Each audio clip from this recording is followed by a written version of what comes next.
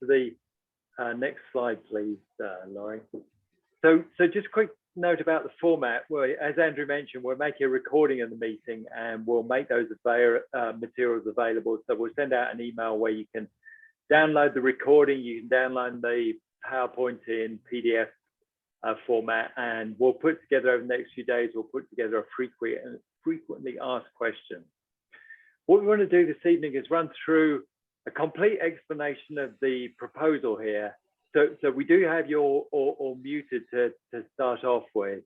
We want to run through the whole story so you've got a good explanation. If you have questions, please go ahead and submit the questions in the Zoom chat if you want to do it immediately, or scribble them down, and we'll have time at the end for questions either in the chat or you can ask the questions direct.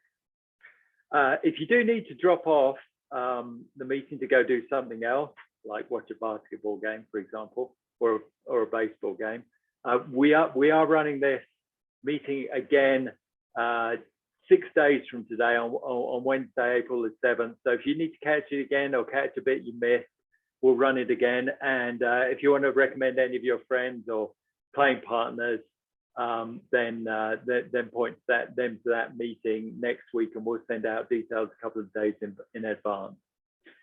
It's really important information, so I'm very glad you could all join, and feel free to spread the word here.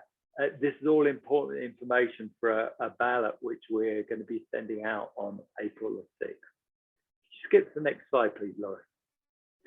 So as I mentioned, we're about to send out a ballot asking members 2 questions. Firstly, to approve of increase in our capital dues to enable improvement projects. And the second question is going to be approving the expenditure for the first of those projects, which we have specified out pretty in good detail. So what we're going to do in this presentation is to explain the detail of these 2 things and why we think it's a good idea. Okay, so we'll get into much more detail here. If you skip on to the next slide, please, Laura.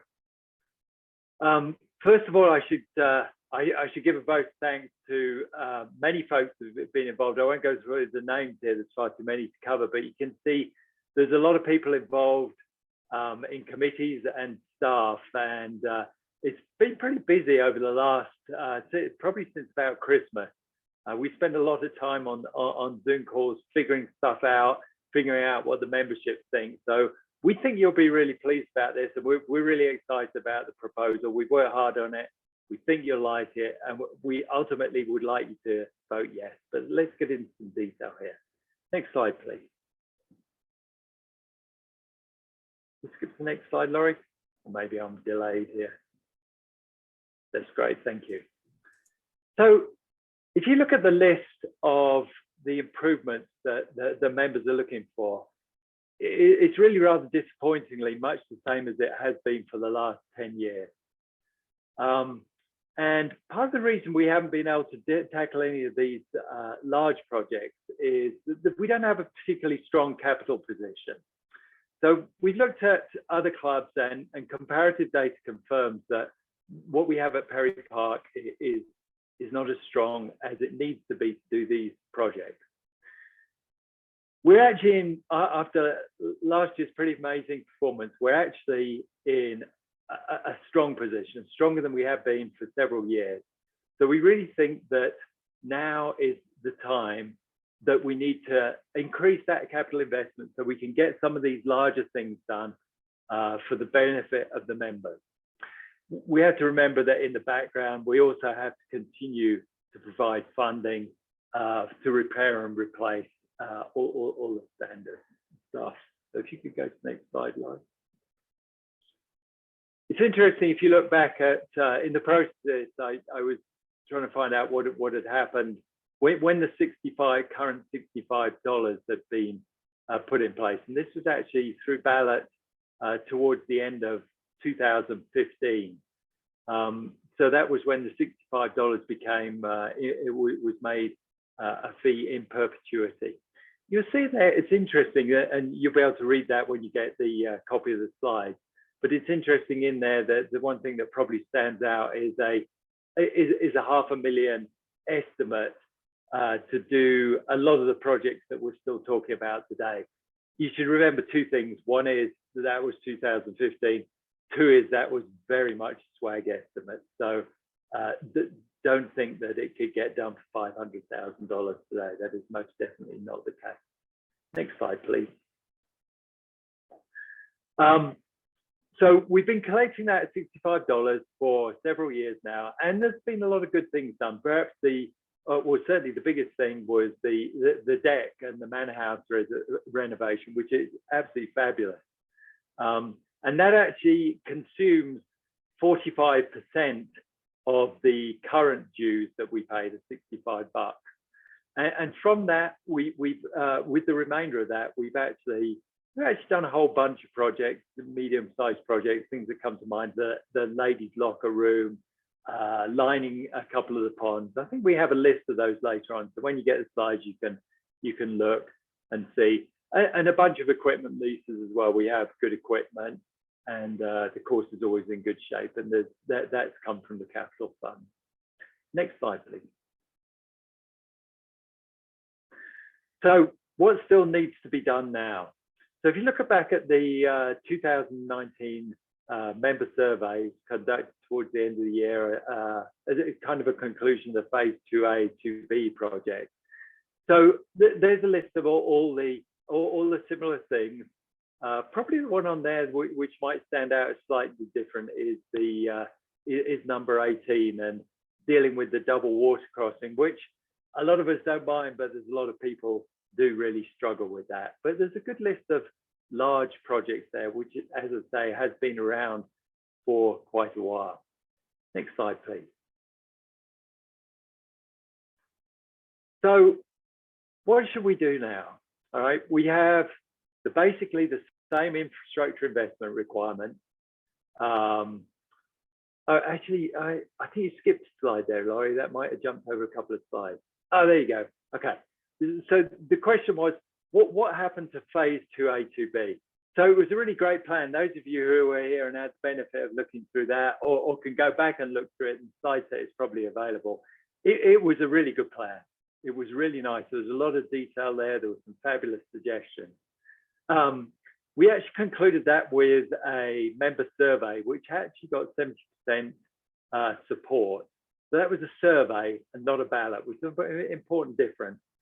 A lot of the same things were covered, the passing greens being two of the biggest things. Probably the ones that, there were a couple of things that stopped that from going ahead. One of the questions was about the level of fees that we needed to cover the building of that build out of that phase 2A, 2B plan. And it was going to be $150 a month increase, which would have taken it to $215 for a period of 4 years. So the survey came back and it said that was a little bit much. Members were comfortable with $100 a month increase, but not to $150. And then the second thing, of course, was COVID-19, which stopped just about everything in its tracks. So what should we do now?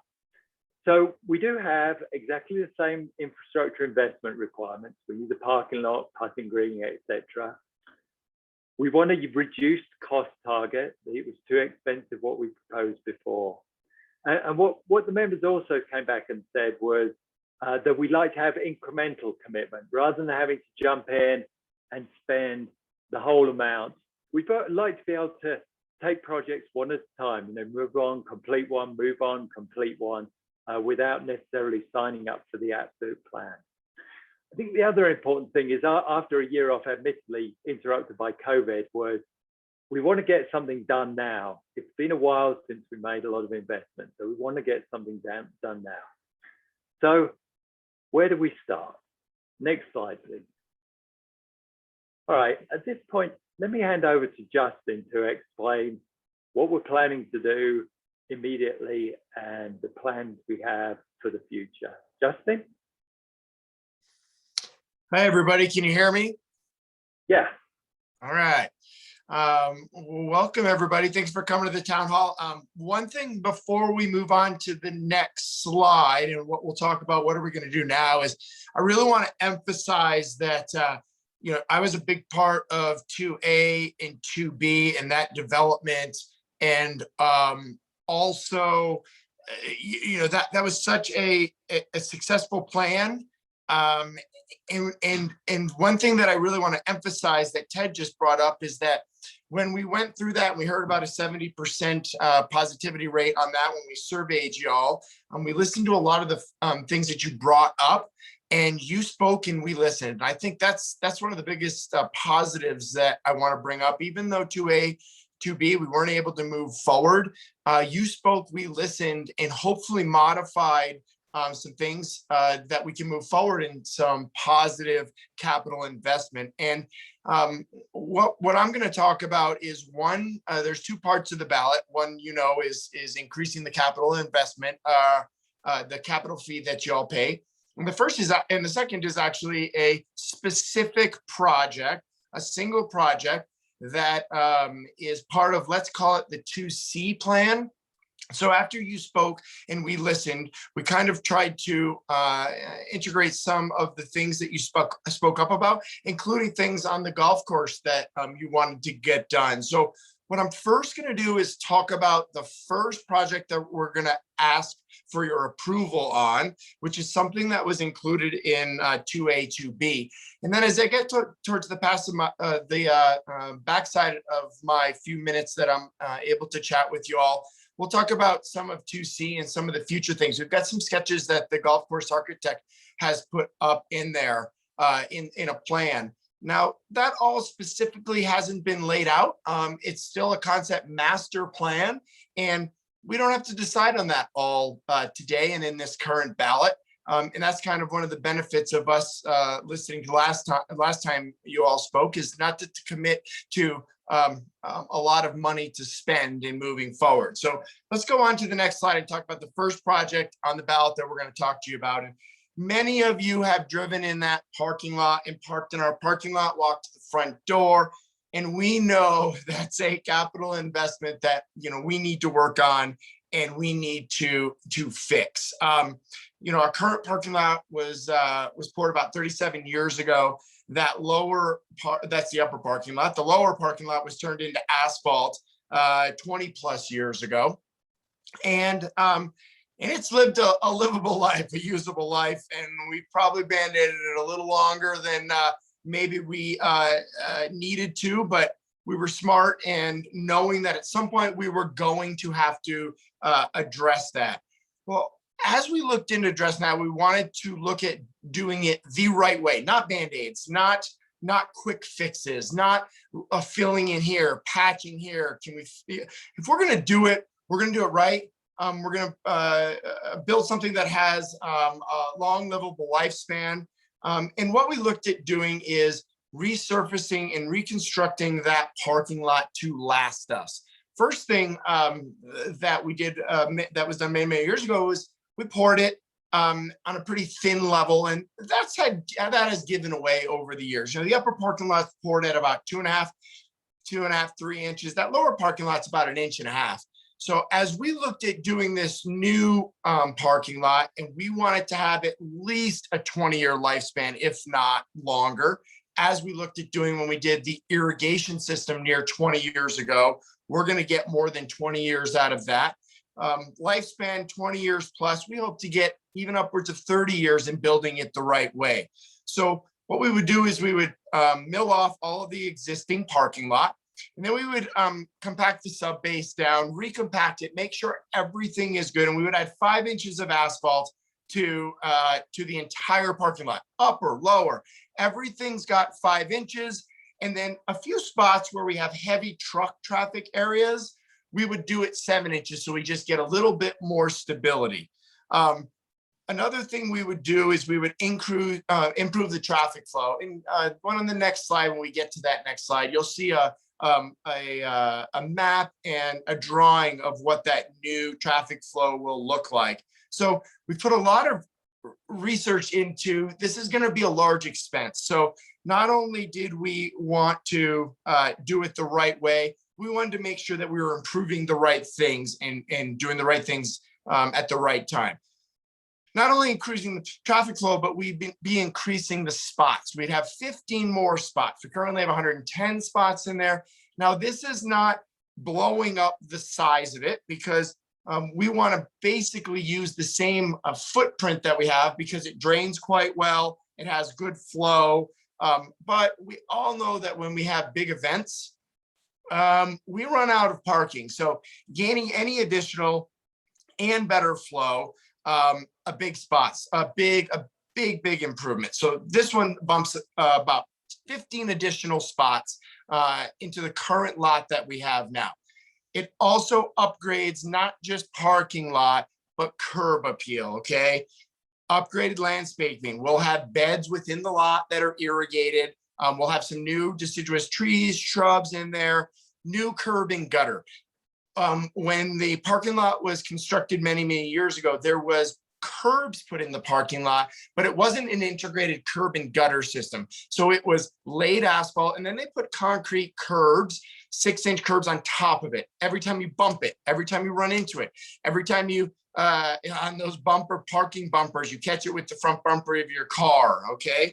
Those right there, the bumpers between the spaces, those all go away, and you'll see why when I show you the picture on the next. The curb and gutter is an 18-inch curb and gutter that catches all of the water that flows down into the right path, pushes it into the right path, and also it's the curb itself is tied into that gutter. You bump it, you hit it, plow hits it by accident, we get a little hiccup here or there. It's not going to just move inside and crack. Again, built for the long term. We're going to be upgrading the fencing. That fencing on Perry Park Boulevard that came out a few years ago, we replaced that fencing. Any of the old split rail fencing, the really uneven old cedar fencing, will be improved with split rail fencing, but 2x8 construction, a little more modern look, and what's going to hold up a little bit longer too. And then also signage in that first picture, and you'll see a couple more pictures as we go down the slide, improving that signage. When you first drive in and you're looking at Sentinel Rock, we had it in the AB project, but a big Perry Park sign right when you drive in your backdrop is Sentinel Rock and the golf course with a welcoming sign, Perry Park Country Club, right when you come in. So it's not just solely parking lot itself. A lot of it is infrastructure. One thing I'd like to add too is, as we've done this planning, we didn't want to spend money on a lot and not have it fit with the master plan. So if we go in and we spend this money to do this parking lot, we won't have to spend big dollars later as we go to integrate, as we move on to the pool deck, we move on to upper lawns, and we change maybe some of the parking for the carts. And as we move into the master plan, this will fit the master plan. Now, we're not rolling into any parts in the master plan right now, solely the parking lot as we talk about that. But we did spend a lot of time to make sure we don't waste money in doing this big capital project. Goal of this is planning to be complete would be by June 30th. Realistically, if the vote is positive, we are likely to start this middle of May and to be done by June 1st. That's realistic goal. We believe that would be done in phases. We will not have to shut the parking lot down.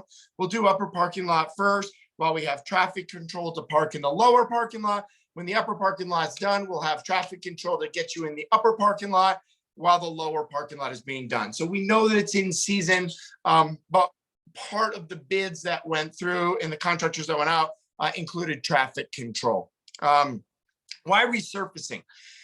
Resurfacing is a big part of it.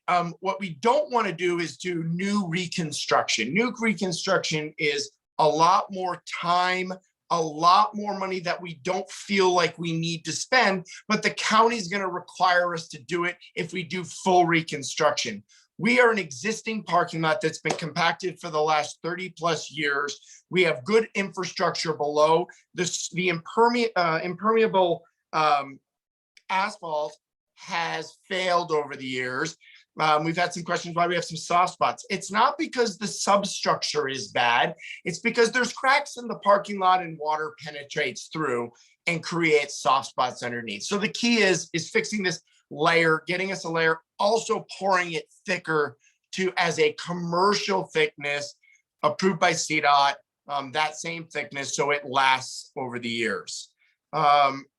Let's go on to the next slide, Lori, and let's show the members what this would look like. All right, so let's look on this slide. This was done by Phelps Atkinson Design, our golf course architect. They also do infrastructure, clubhouses, parking lots. So he actually has somebody working specifically with him that engineers design and flow of parking lots. So we were able to put that into this master plan design. You can see first off, the parking spots are similar to like you see in commercial environments where they're set at 60 degrees. Easier to get in and out of, okay? Not that hard 90-degree turn to get in and out of slots. So that creates better flow. You can see that we created a bag drop. One of the biggest things we fight right now is when you first turn into the club and you take your first right to come towards the clubhouse and drop your bags off, that area is really narrow. It's not acceptable for a nice, easy turn. Gets a little bit icy. It becomes even dicier. So in redoing it and relaying it, although we are basically pouring on the same platform, we're realigning the spaces so they fit appropriately to the property size that we have. So you can see that there's actually a bag drop area. Although we're not putting in the official bag drop in right now, we are setting a spot in a drive-in to be able to put and drop off your bags. You can see that's kind of the wider spot where it says bag drop. And the one nice thing that we will improve that we face now is you go to drop your bags off, it's so narrow, you can't get in and out of a spot, and you also can't get by cars. So we help that flow, so you still have flow and structure of getting in and out of parking spots as you're coming in. You can see in here that in the lower parking lot, we actually turn the spots so you're parking and going in the flow in the right direction. The way the lines were painted in previous is they were actually painted at an angle. Some were painted at an angle, but against the flow of traffic. So didn't really work out well. You can see that there's some crisscross areas kind of on that lower parking lot. That's the only area that we're going to have to expand slightly on the size. And the reason we're going to do that is because the lower parking lot was poured in a weird teardrop. So what we're going to do is try to make it a more even so you can use that as a drive path and also allow us to get in. That's where many of those extra 15 spots are sliding in there. Let's move kind of up to the clubhouse, to the entrance of the clubhouse. You can see that that's a rounded drop off now. It exists and matches up with our current walkway that we invested in a few years back. So the stamped concrete. There will be some landscape that you'll see in the future slides. We got a couple more slides coming that we'll see some pictures. That's not included right now. That's that landscaping kind of up by the front walkway will be part of future phases. We've planned it, master planned it, just not in this phase right now. Fencing will go, you'll see we'll have actually curb and gutter all along Prairie Park Boulevard in that lower parking lot. So people won't be driving any longer out across the parking lot, out of the native and then out of the parking lot, which they do now. And then we'll be adding signage, fencing along Prairie Park Boulevard to help that kind of curb appeal as you see coming in. So let's roll on to the next slide. All right, let's look at some of these pictures. So this is, you can see the curb and gutter on the left side. This is when you first make that right-hand turn going towards the front entrance. So the bag drop would be kind of directly to your right, kind of off the view of the screen. You can see up by the front entrance, kind of a rounded drop off up there. And then you can see there's the pinkish purple deciduous tree and a flower bed and a native bed or a manicured bed behind it. That will stay for now concrete. But when we do the whole upper lawns and we do our next phase, that master plan will be part of the landscaping. I see some cart parking. Where's the cart parking? I'll answer that right now as I see the question coming up. In this phase right now, cart parking is going to stay over to the right of the fencing right now. So beyond the Land Rover that you see, where the cart parking is right now, there's a spot that's supposed to be cart parking. Sometimes people don't go there, it becomes car parking. That's where it will be. In the long goal, in the master plan, the cart parking will actually be for the long term. Private cart parking will be in that grassy area, likely where you can literally see the curb and gutter. That will be parking. So we'll create a lot kind of up there for private carts, and then you can walk right into the clubhouse. But that's part of master plan, but not part of this phase. Let's go on to the next picture. All right, so this is the entrance as you drive in. And obviously you can see we read you the beds on the right and the left of the entrance when you first come in, curb and gutter there. We have a curb and gutter landscaped irrigated bed kind of before you make the turn to go towards the clubhouse.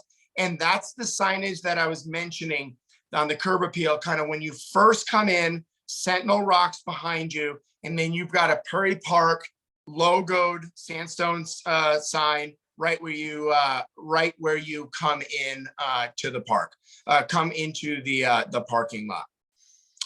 Let's go on to the next slide. And I think I see some questions coming. They're coming pretty quick.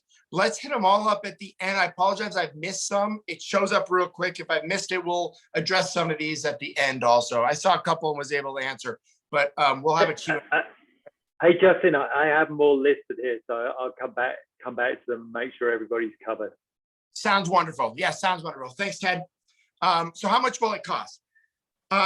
So right now we know that this is going to be a $392,000 project. It is it's a big parking lot. We need to do it the right way. It is part of a big plan, but also want to walk you through how we got to that 392. So we had some pretty good people on LRP. Mike Palumbo, Steve Hamline, years and years of construction experience. Jason Cook, your new future superintendent, tons of clubhouse and golf course construction, and myself were on a subcommittee to go out and get bids for this. So we went out, we put it out to RFP, so request for proposal, we wanted to compare apples to apples. So not only did we have a contractor in place that wanted to do a bid, we wanted to go out and get some other well-known contractors, asphalt contractors. Mike Palumbo helped us with some names because he's been working in the industry, especially in Denver, for so long. So we had a list of names and we came back with 3 full bids. McDonald Paving came up with the lowest bid in that. And they were all apples to apples bids. So not only was McDonald the lowest bid, they also had the best additional warranty. They had a 2-year warranty. The other 2 contractors offered a 1-year warranty on this. And they worked with us on some flexibility of doing some trade outs to get the price down. And in general, their costs were just a little bit lower. And it got us to that 392 number. Now that 392 number includes all the landscaping, it includes everything up around on the parking lot. It also includes a 10% contingency. We know you need contingency. We've got to put it in there, whether it be an oil price. We are locked in right now, as long as we don't have to bump the project ahead.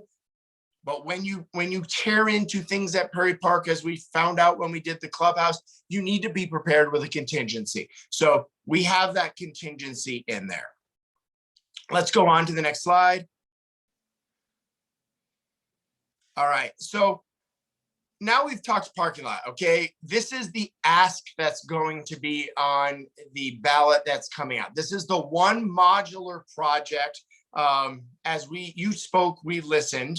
The one modular project that We can do it and end there, or we keep going and going and going, depending on the environment where we are. So that's our safety net, is we're not tied in to starting a project and going. But what we wanted to do real quick is go over the master plan. So as you spoke, we listened after 2A, 2B. One thing was the cost was too high going to the members. We heard some costs about that, or some comments that it didn't include fixing 18. That was a big comment to many of the members. We also heard some comments that it didn't address the practice area. It addressed a putting green, but not necessarily the chipping green and a practice area. So as we looked at 2C, as we'll call it right now, we looked at some things that with the help of Grounds and Greens, we looked at trying to get the cost down, because we knew everyone at the membership was cost sensitive, but we also know that we need to invest in the club. And so we looked at doing, how can we get some of these costs down, but add projects in? And surprisingly, we were able to do that. So we were able to look at 2C, which is all modular. We can stop projects at any point. Any change in membership numbers, we can stop. You vote for a project, we get done that project, and then we vote for the next one to go on. So the membership in the club is not tied into a large number. Things we're going to add, things we're going to still include: new putting green, except this putting green is going to be much bigger than the one we were talking about doing at the clubhouse. We're going to get you a new chipping area and practice area. We're going to renovate 18, the whole number 18, turn that into a 395 yard par 4, refurbish all the bunkers, complete all the car paths, fix the pool deck. So a lot of things you knew about in 2A, 2B, but we're adding chipping area 18, and we're adding some additional things. So let's go on to the next picture. We'll talk about that. All right, so 18, let's look at this. So let's start at clubhouse area, and we'll move over towards 18. So you can all see the parking lot. You can see the restorations of the parking lot, the signage. You can see that we're going to work on the pool deck area. We're going to work on the driving range, updating the driving range. But then you can see that the putting green doesn't go there. So in C, what we looked at doing is sliding some parking down, making the entrance a little better to get down to the cart parking, making that area more friendly up there. But actually, by fixing 18 on the water crossing, which Dick Phelps, original architect, never wanted to do, and he'll tell you this, he never wanted a water crossing. 1969, when the golf course was built, they ran out of money, and that's how 18 ended, is what they had to do. He intended it not to be water cross carry and not force carry. So in working with him, Kevin Atkinson, now it's Phelps Atkinson Design, we talked about turning, like, how do we make this all work and what's the best thing to do? So if we make 18 a dog leg to the left, 395 yard dog leg to the left, you would end your green as a soft rise uphill dog leg where the current chipping green and fairway is. Okay, what that does is it opens up the island, allows us to use the 50,000 square feet on the island for a practice facility. A and B gave you a putting green, a 7,000 square foot putting green. C gives you a 12,000 square foot putting green and a new chipping area. You can see you can chip it from multiple directions. You've got a bunker to chip out if you've got parking. Again, conceptually, this is a concept. You can see down the bottom, it says concept plan. Will the bunker be right there? Probably not. Will we have to tie in a few other things and dial it in? Sure, we will. But you can see the general concept. The routing on 18 changes. You don't cut up. You cut up kind of the back of number 1 through that scrub oak, where you would Y to go up to number 1 and in number 18. Those of you who read the newsletter, and we said taking out the tree on 1 would be part of a future plan. Not only did it improve safety, but it was also part of a future plan. Can see how this plan slides the tees over on number 1 over to the right. So you're not driven so much to drive over on number 10. So you can actually drive the ball down 1 fairway, and not be forced over to 10 as the angle becomes more playable playing down to number 1. You can see it adds another forward tee there where the golds could play there. So this is a concept plan. This is a concept plan of C that will happen hopefully over many, many years, many future years, if we vote on the $85 on the increase to the capital dues. And the starting project is this parking lot project. So these are modular projects. We don't have to shut things down. Like when we rebuild 18 green up on the chipping green, you keep 18 open. You play 18 until that green is ready almost to play.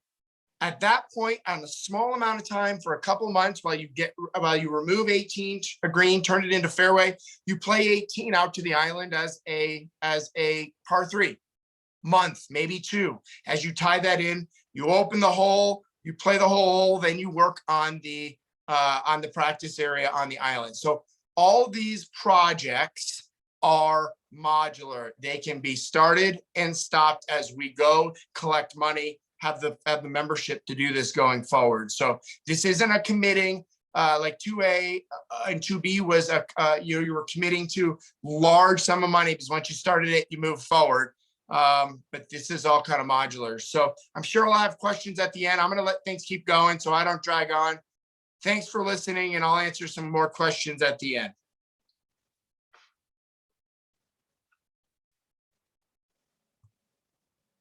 Hey, thanks, Jason. Apologies, I was on mute for a second there. Thanks for going through that. Dan, can I hand over to you now and just run through the financial piece of it? Thanks, Ted. And thanks to everyone for joining the call this evening. I think I know most everybody on the call, but for those I don't, my name is Dan McMahon. I currently serve as the treasurer on the board. Ken Altenberg, I promise we're going to get to your question in the next 2 minutes. So how are we going to pay for all this? But I want to start by just taking a quick look as to where do we stand today, right? First off, our capital fund is actually in better shape than it has been probably in years. We have $150,000 available to spend at the close of February.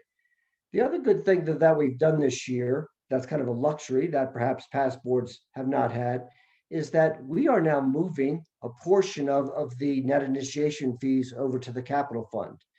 Over time, this is going to have a big impact on the capital fund. Just to give you a sense, through March, we've already moved more than $15,000 from initiation fees over to the capital fund. Okay.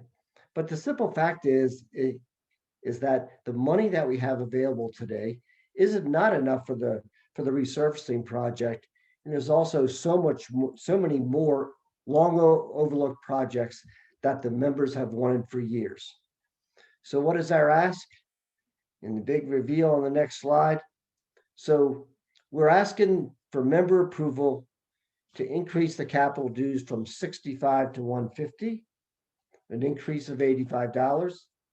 It would start in June 2021. I want to emphasize that the increase is permanent, and I'll talk about that for a second. That anything you read is, as far as clubs need a long-term plan. They also need to create a plan to fund that plan. Okay, having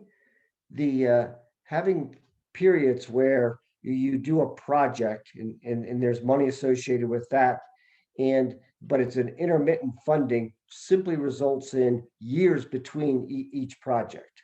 Okay.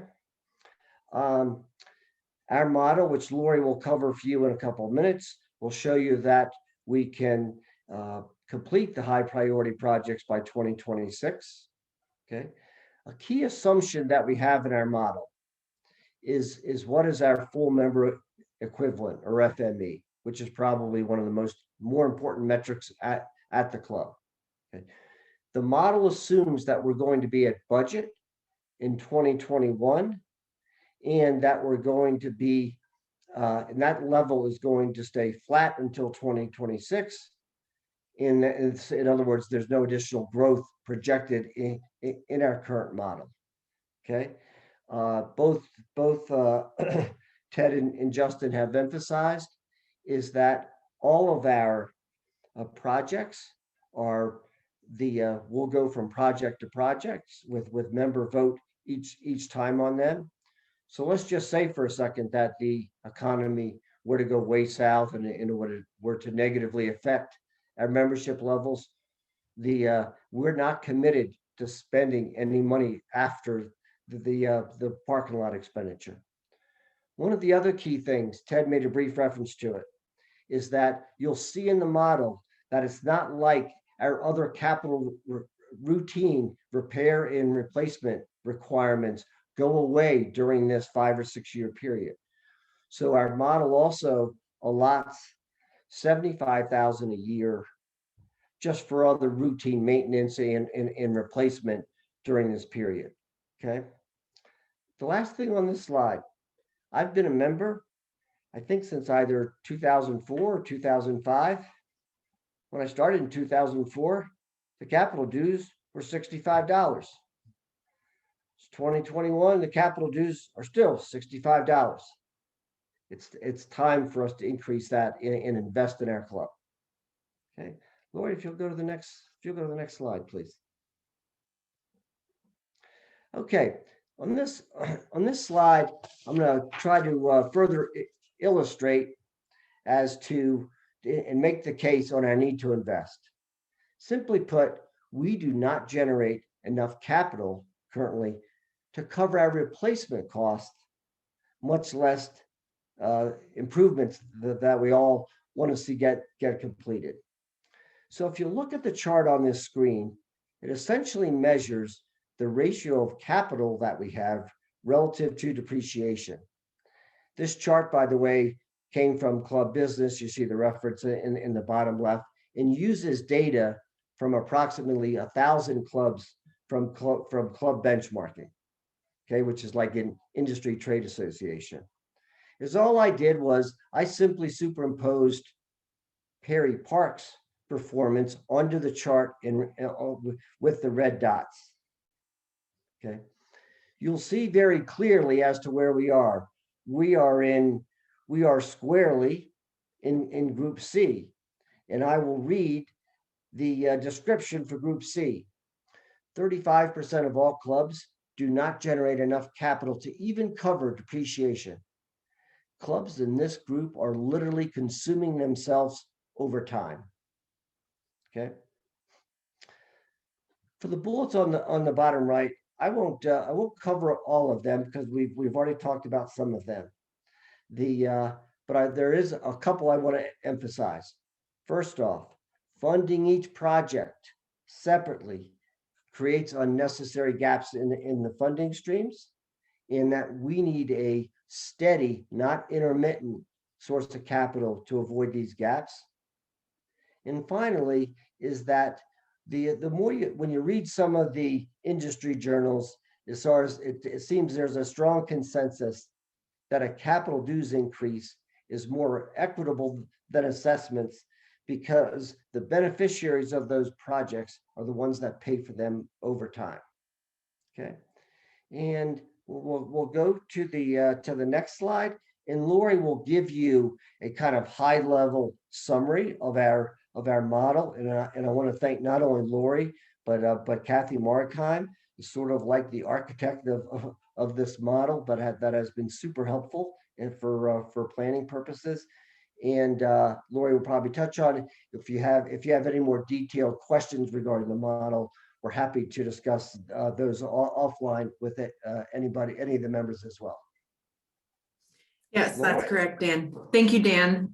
So of you all that have not met me yet, I am Lori Bachtel, the new business manager controller. I've been here just a little over a month, and I greatly appreciate Kathy's work on this model. It is so many more rows and columns than what you see here, but here's a quick summary.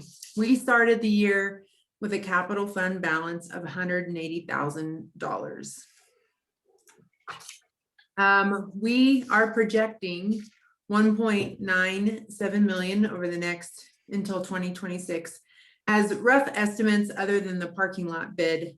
And then on top of that 1.97 is what Dan included of the 75,000 per year for other maintenance and capital items, and then the dam repairs that have to happen this October. Before I get to this end number of 431, you can see that we do have a line of credit pool. This is directly a cash timing issue. When we start billing you in June, we have the project completed, hopefully. So we're looking to have a cash flow support. The interest charge on this is a few $1,000s, and then pay that back off at the beginning Q1 of 2022. It's exactly what a line of credit is for, and it's not long-term lending. What's most important, I think, about this bottom line number is that we're collecting these dollars from our members and we're putting it back into the club. And when we are saying this is member owned and these are your funds, you should see improvements from that. And I think overall the $85 increase gets us at a pretty consistent dollar amount where we're saying, can we spend $300,000 on project? It may be 500 one year and 200 the next, but consistently we're looking at putting 2 million back into the club of your funds. Okay, great. Thanks, guys. So that's on the finances. We don't do this in a vacuum here. We're clearly in competition with other local clubs. So let me hand over to Andrew here, who's really an expert in this area. Andrew. Thank you, Ted. Hello, everybody. The timing on this is very interesting. I'm not going to go over everything on this slide. We do have an appendix at the end, but when I came to Perry Park, it was 2 years ago today was my first day at the club. And the first thing I came when I went for my interview at the club was looking at that parking lot, looking at that pool deck and thinking, man, what am I getting myself into here? So that doesn't go unnoticed by not only by our members, but our prospective members. And not only are they coming to Perry Park and seeing things like our parking lot and maybe some of the cart paths and other projects that we all know that our members are looking to get done, but then they go to other clubs around our area. I was doing a survey, as I do every year, and checking out our competition so we can figure out what our pricing structure is going to be, things like that. I could not find one single private club within about a 35-minute radius that has not completed major renovations over the last 5 years. I list a few on here just as examples. There are others. One other note is that even our public course competitors that are near us have done significant improvements as well. So I picked a club that is similar to us, just as an example, so everyone could see what we're talking about. Obviously, no club is apples to apples, and no other club has something like we do on the golf course. But just for an example, I'm using Meridian Country Club. They don't have a pool, they don't have fitness. They are similar to us in that they are a golf club. But in 2018, they installed a new outdoor patio and putting green. I don't know the total amount when you also add in the new indoor teaching center and furniture in their bar area. But at that time, their initiation fees were $5,000 and their monthly dues were $580. Fairly similar to ours, especially at that time. If you were to walk into Meridian, not only is it now almost double to get a membership there, $9,000, and your monthly dues are $704, but it's typically on a waiting list as well. So I know everyone is familiar with how the history of our initiation fees have been. I would love to charge $9,000 And I think that you all would love your membership value that high as well. I think we can go to the next slide. Great, thanks, Andrew. And Andrew puts, yeah, if you can go to the next slide, please, Laurie. And Andrew put some more details. So again, once you get the download, the PowerPoint, you'll be able to see some more detail there on what other clubs are doing locally. So the question is, what happens next? So we, the board, Long Range Planning, Grounds and Greens membership, are proposing this capital investment proposal for the members. We think it's good for the club. We think it's good for the membership. As members, you'll have the opportunity to vote on this. The ballot will be coming out April the 6th, so next week, and there'll be the two proposals on there. The $85 capital dues increase with a June start, and the parking lot resurfacing project to a total of $392,000. So that's what we're going to be asking you. Assuming we get a yes vote on both counts, and we really hope we do, we think it's good for everybody. What you'll see then is later on in the summer is presentation of next projects, scope, timing, and cost estimates of all those things, so that we can decide on and go ahead with the next project and start project 2, then move on to project 3. So this is a long-term investment proposal with an immediate start on getting the parking lot done, something that we've been meaning to do for ages. Next slide, please, Laurie. Let me hand over to you, Rod. It would be remiss of us not to let our president have a word on this important matter. All right, Ted, thank you. Can everybody hear me? Yes. Okay, first of all, my name is Rod Hoops, and I have the honor of currently serving as your president. As you can tell, everybody, we have a great team that has worked on this project. I want to thank the committee members, our professional staff, and our board of directors for putting this project together. I also wanted to mention that the entire board are in unison on this, and we support this project 100%. Okay, the proposal. The projects we've identified were done by our membership, and they've remained consistent since 2015. Our present form of financing will simply not get our proposed projects funded. A steady source of designated revenue is needed. That's why we are asking for an increase of $85 per month as an increase into the capital fees, which has already been mentioned. Will put the total capital fund or capital dues per month at $150. It's been mentioned the parking lot is our first project. We believe we can complete all the proposed capital improvement projects in the next 6 years sooner if at some point down the road the membership decides to figure out additional financing for these projects. We will come back to the membership in the fall of this year, and the next project after the parking lot will begin in 2022. Finally, with the increased interest in golf over the past couple of years and our geographic location between Denver and Colorado Springs, we believe that Prairie Park Club has the potential to be one day known as the club that everyone is lining up to join. As the longtime members and some of us new members, I've been here for 5 years, we know that we have always had the natural beauty of Prairie Park. And we believe it's time to once again invest in the infrastructure of our club. I personally believe that it is now or never to move on these projects. We've got some exciting things ahead of us. We're very excited. I also wanted to mention, not along these topics, but as you can see, we have some new people on board. You've heard from our controller, Lori. We have a new superintendent, Jason. And in the next couple of days, we'll be introducing you our new director of golf. His name is Keith. It's just an exciting time at Prairie Park, and we really, really, really need our membership to study this, take their time when the ballots come out, and I'm hoping that everyone will vote yes. I know not everyone will, but we need a majority to vote on this. It's just too good of a time to pass up.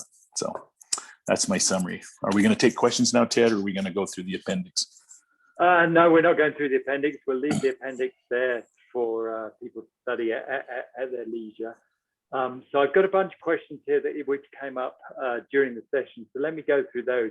Let me start off one that Phil Bonfanti asked right at the end here. The question was, do we have to have a yes vote on both ballot issues to get the parking lot done? The answer to that question is yes. We certainly could we could finance the parking lot project by other means, but we haven't looked at that. We've looked at doing it by member investment and avoiding loans. If the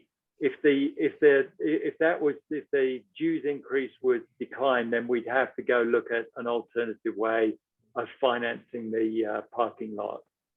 Hey, Ted, this is Dan. I'll just also respond to Phil's question that, Sure.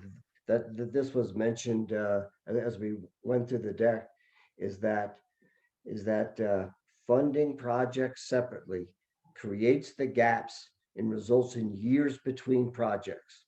So our plan is solid and puts us on a path to get the members' most desired projects completed in 6 years.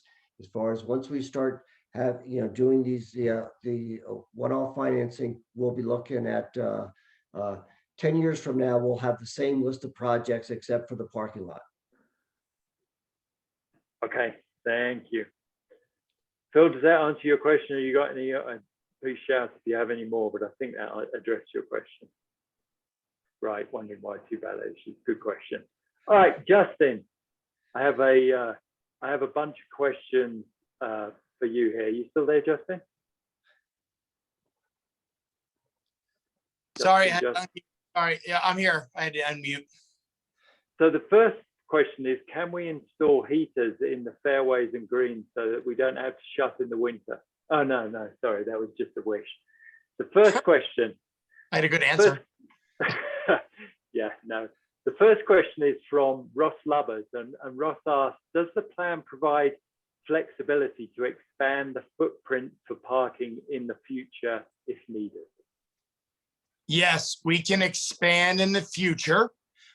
We can expand if we need to towards the lake, especially in the lower parking lot, where now that we're not in this plan, looking at putting a putting green in that kind of native area in between the lower parking lot and the lake, that native area that sits up above. Since we're not looking at putting a putting green there now, we have the option to slide towards the lake and get another 15 to 18 spots that way.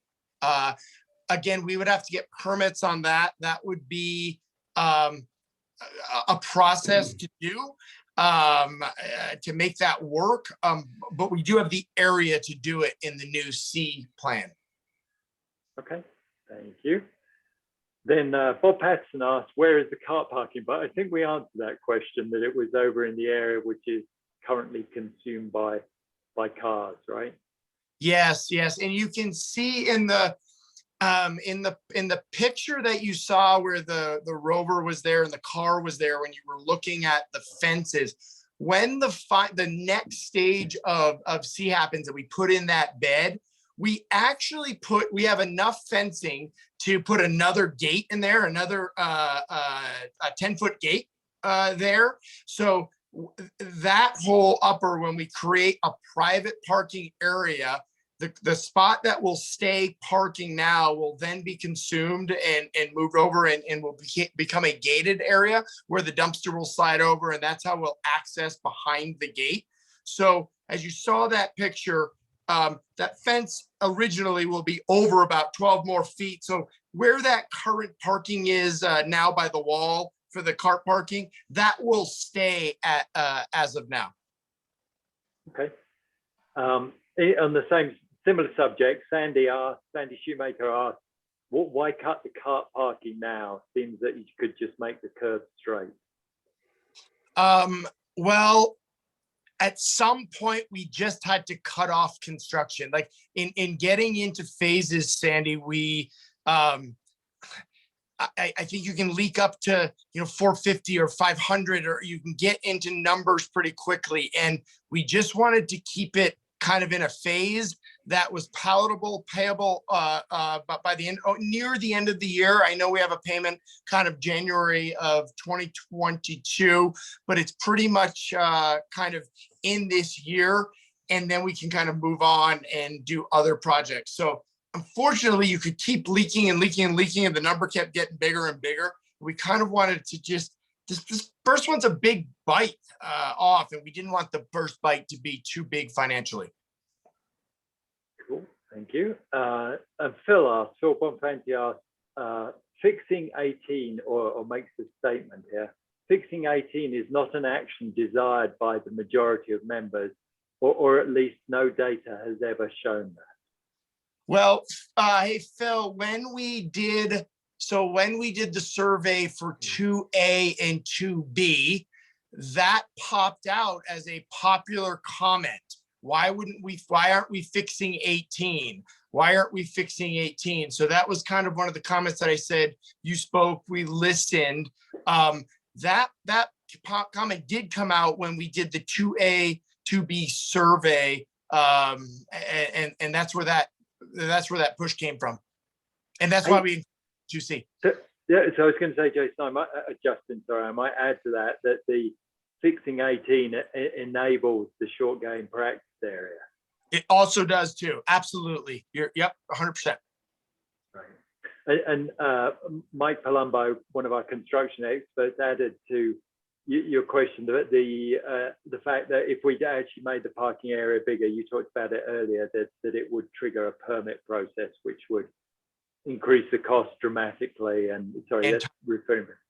Big time, big time. You know, now that you bring up Mike's name, one comment I didn't make when it got to my section is, you know, Mike Palumbo made a really good comment during the LRP meetings as we were developing this plan and moving forward in the last few months. He said, you know, someone invested, you know, we just had our 50-year anniversary, and someone invested in Prairie Park Country Club and chose to invest in Prairie Park Country Club 50 years ago.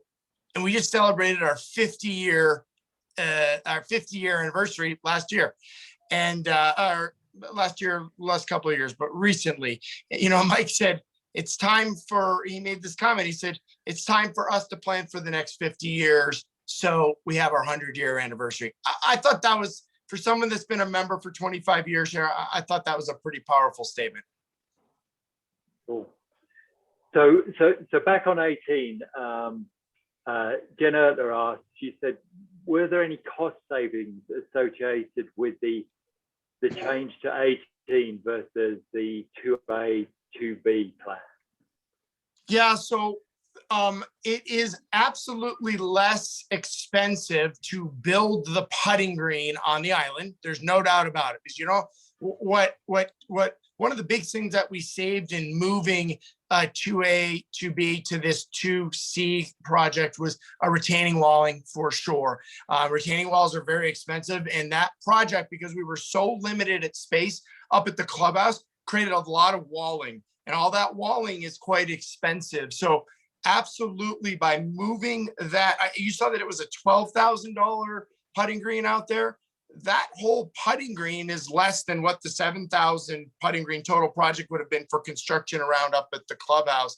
And it almost gets paid the chipping area too. So it almost does the whole island for what all the double retaining walling would have done, and that whole area up around the clubhouse. So Jen, that was absolutely a pretty significant savings there. Cool. Less infrastructure. So Jill asked, is there going to be a walking path from the parking lot to the new parking green? I think there's going to be a travelator, right? Is there going to be? Yeah, so there'll be parking out there. You know, it'll be a cart path to get out there. I don't know if we have 100% figured out all the logistics of getting there on the concept plan. That's a fair answer. Okay. Got to work on that. Brian Darby asks, are we still planning on reworking the 12th green this year? Because he can never figure it out. Oh, he didn't add that last bit. Well, the good news, I can tell you that it came out of the winter better. Those 3 trees that we were able to take out last year made a huge difference over the winter of not having ice on it this year. Came out better than it ever has. Good news there. At this point, it has not been determined by Grounds and Greens to move forward on that project this year or not. So I can't answer if that's a this year project or not. Okay. As of cool. now, it's not.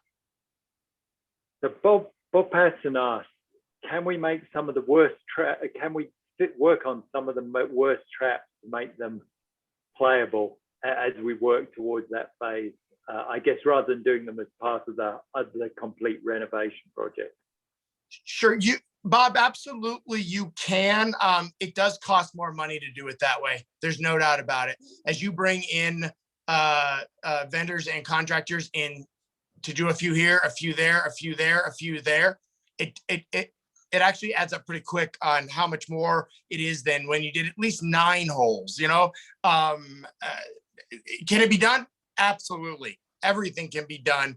It's just, it may be it would cost us more money to do it that way. Okay, thanks. Sue asked about the future project shortly. So I think you went through, we've listed them all, and you went through the 18th and the practice area pretty in quite good detail, but she's asking, when will we receive information on the future project? So I think the biggest thing is, as soon as this ballot goes through and passes, it gives us the opportunity to plan and start moving toward timing and plans. This ballot is the first part of it, because realistically, if the ballot doesn't pass, then you may not hear about these plans for a long time, because we need the capital to get it done. If the ballot passes, it gives us the go ahead as LRP and Grounds and Greens to start with the golf course architect to work in pair with LRP to say, all right, now we know what we're going to have with this $85 more a month. Let's get the plan in front of the members as soon as we can.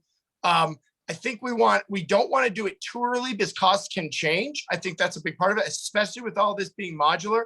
So I would say, a few months to half a year before our next step, maybe we present the next plan to you, something like that. I don't think we want to do it 2 years ahead and tell you it's going to be $100,000 to do X 2 years ahead when we know realistically the price is going to change. But this ballot passes, I think the club looks at things a lot differently, and we start planning on future investments and future improvements.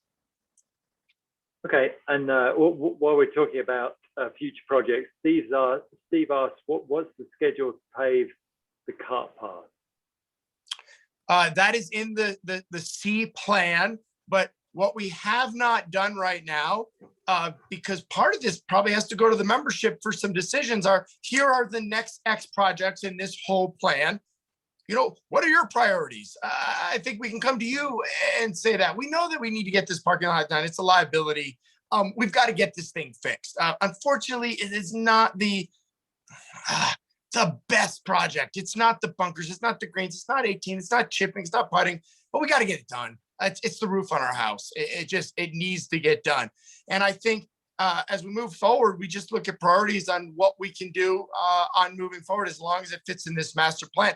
I don't think that there's anything that says that the cart paths have to be the last thing. I don't think there's anything that says that the cart paths have to be the first thing. I think that can be discussions. If we know $85 is there, then we can start having longer discussions with and hear the feedback. You'll all talk to LRP. They're your friends. We'll hear that. We'll get feedback. We'll have town halls.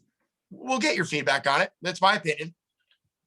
So I think that Bill Riley asked a very specific question. Will there be another member survey with a forced ranking of the project list before the second project is approved? And I think you kind of sort of answered that, Justin, but if you want to just comment on that. I mean, again, I think that's going to be your, I'm going to be part of that LRP. There's no doubt about it. I'm here the rest of the year. I don't know if I can specifically answer that because I don't only drive the LRP. I think LRP and G&G will kind of come up with that path. I think it's good to hear what you all think. That's my opinion, but I'm not unfortunately driving that ship. Right. the basic answer is we're not going to make that decision without some form of consultation with membership. Yep. And there's, of course, there's always the opportunity to join committees to participate in that. And one more question for you, Justin. I think this might be a reflection of Bob Patterson's view of my chipping. He says, given the proximity of the proposed short game practice area, will netting or anything be required near to the nearby road? No, because we're not going to have, basically it'll be designed so you're not having 60, 70-yard shots that you can shank. And, you know, it'll be designed that way that it'll be chip ups. If you miss on a certain angle, you may lose a ball in the water or something like that. There'll probably be floaters up there as we have now, that if a floater went in, but the goal is designing it so you're not shooting at cars for sure. That's good. All right, and let me answer this. So Sue asked, this is the last question in this area. She says, for future projects, I understand we don't have pricing, but what are the general projects that are being considered? Priorities will be decided later. I'm just trying to understand what else is being considered. So Sue, apologies if we went through the slide a little quickly there, but if you look at the slide, you'll see those things are all listed there, all the projects that are up for considering. Obviously, we can't do all those at once. So the question here is, what order we do it? And I'm absolutely sure that as soon as we get started, there'll be others that people would like addressed. Okay, so I think that's what I have for you, Justin. Okay. Thank you. So thank you. So Dan, Laurie, there's a couple of questions for you. I think Kent Altenberg's first question was, could you break down that to per member per month cost in our assessment? And I think Phil asked. I think we covered. Yeah. I think we covered that, obviously $85. So right. additional. And Phil, you just asked, so if approved, what will the monthly payment be? Is that, hopefully it was clear that was $85. Is that the answer you're looking for? Am I missing it somewhere? The increase is 85. The capital dues go from 65 to 150. Okay, excellent. So Ken then asked, so if we have a better than expected membership increase, he's suggesting that we could reduce the cost per member accordingly. We could spread the $85 over more members. Hey, Ted, this is Rod. Can I answer that question? Sure. I mean, I think that's great if we get more members and we have more revenue coming in. But my recommendation would be that would allow us to complete some of the projects faster. I think the $85 would be there to stay. It would just allow us to complete the projects in a more rapid fashion. That would be my answer to that question. Yeah, and Rod, that's exactly how I was going to answer the question, that it perhaps would enable us to accelerate it. And I think that we also feel pretty confident, Kent, that with the all up, all in, what our membership as well as capital dues are, that we are very competitive with the other local clubs and still the best deal in town.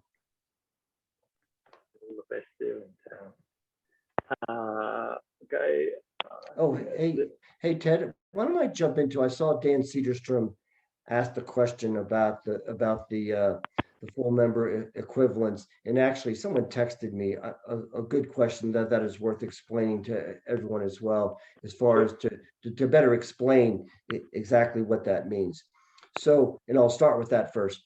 So the full member equivalent is essentially, if you are a full dues paying member, you equal 1. Okay, and I'm just going to use the professional member because I'm sure of what that percentage is. So if if you're a professional member, you pay less and you count as not 1, you count as 0.4 as it relates into the full member equivalent equation. Okay, so and then so that's sort of the definition. So all of the other membership classes are proportional to 1, right? And so, but really at the end of the day, the numbers that's super important to the club is what is our total FME count? Okay, and then I'll jump to the question that Dan Cedarstrom asked as far as for today, Dan, the number is 226. But the great news with regards to the FME count is this, is that we had a promotional membership offering over the winter, like we typically do. Andrew and Lana did do a good job. They did a terrific job managing that. And so what that means is those members that are signed up during that program don't start paying us until May. Okay. So like technically they're on the books now. We call them zero fulls. In other words, they're not paying us anything right now. Okay. So however, we have a total of 29 of those, 20 are full, 9 are junior, I believe. The net FME count of those additional members, when you do that proportional math I just discussed, is 27. So we're at 226 today. We add 27 more to the roll financially on May 1 for a total of 253.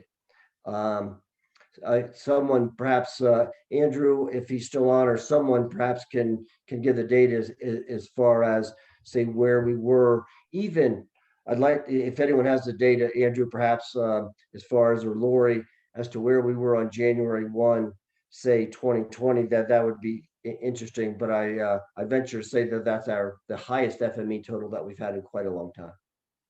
Our FME on January 1st, 2020 was 198.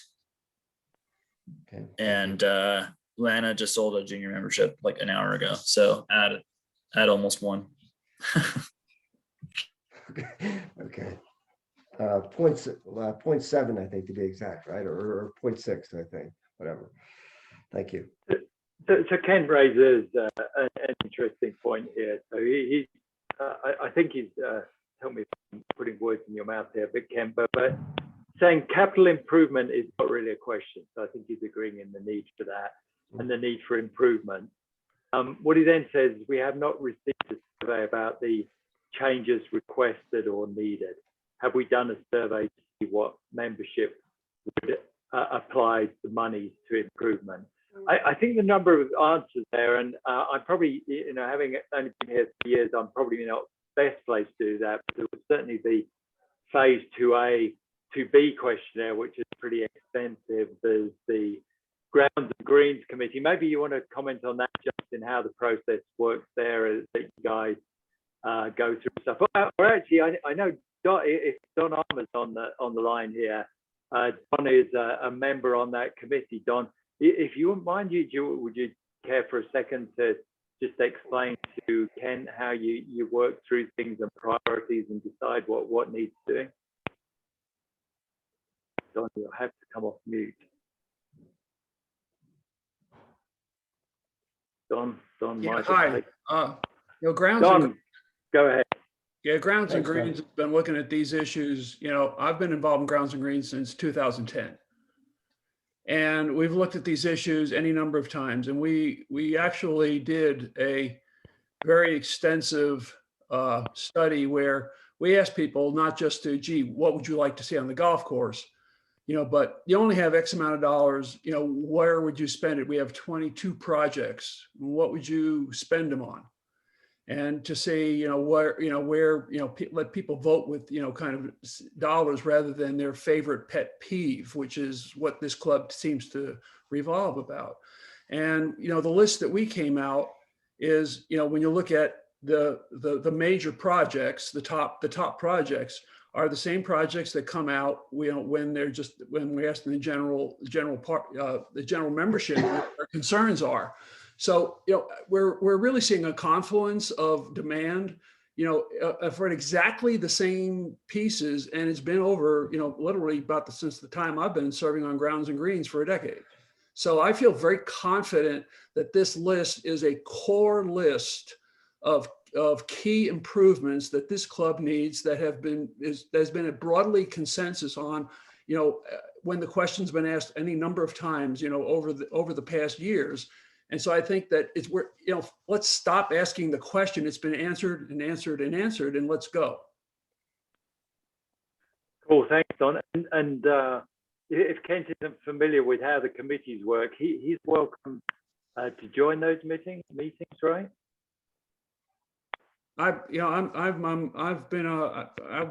started as chair of the Grounds and Greens in 2010, and I think all but except 1 year in the past 11 years, I've been involved either as chair or vice chair. Cool. All right. So it's a good mechanism there to get members involved. Yeah, and part of the reason is for exactly these issues was to have somebody embedded with a long-term perspective who can follow the history and not just not run after the fashion of the day. To be there and to be listening over time and to have kind of all that history kind of up here and to be able to impart it at important times. And this is really a culmination of 10 years of asking and answering questions, and I think that I think we need to I think we need to move forward as a club. And I think all these things are going to be good, and not everybody's going to include every one of these projects in their list of favorites. And I understand that, but this is a good consensus list in my views. Cool. All right, just a couple more here, I think. So Ross Club has asked an interesting one, which is probably for Andrew here, which is how do we anticipate the Remuda Ranch development will impact us member-wise? You got any thoughts on that, Andrew? Yes, we just had a membership committee meeting last night. We think that will affect the club very positively.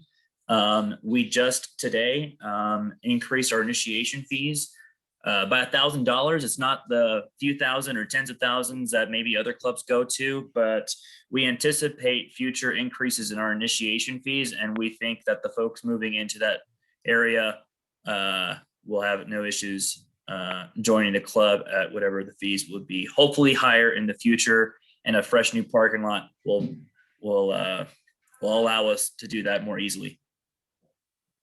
Great. All right. Well, I think that takes care. I see some a bunch of compliments here, which is we very much appreciate. Thank you for those. I won't go through those in detail now. So if anybody has any more questions, please shout or put it in chat down here. Ed, could you just scroll from the top, or perhaps you sort of been doing this on the fly? I just wanted to make sure we've okay. I've been doing it on the fly. We Okay, Ted, there was one question there that was answered by Lori. If the 27 new members that start paying their dues in May, they will also get hit with $85, and Lori confirmed that the increase passes. And then Rod, to add to that, as far as that, I think that Andrew's done a nice job as far as the being transparent with prospective members over the last month. We've actually had several new memberships sold over the last 30 days in terms of giving them a heads up to say, hey, we haven't rolled out our formal plan yet, so I can't tell you the exact details or the additional cost involved, but being transparent with prospective new members that, hey, we're looking at some plans. There's going to be some cost to it, but there's going to be a huge member benefit as well. Excellent.